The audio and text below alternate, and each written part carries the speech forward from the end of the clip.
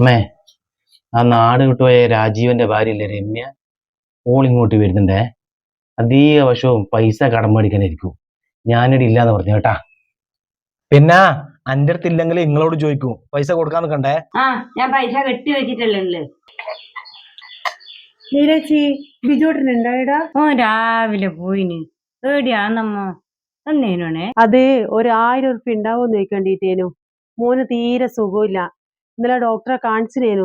നോക്കുമ്പോ കൊറേ ടെസ്റ്റിനെല്ലാം എഴുതാന്ന്. അന്റെ അടുത്ത് അങ്ങ് ഒറ്റ പൈസ ഇല്ല. ഉണ്ടാവോന്ന് ചോദിക്കേണ്ടിട്ടേനു വന്നിന്. നീട് നിക്ക്, ഞാൻ ഇപ്പം വരാ.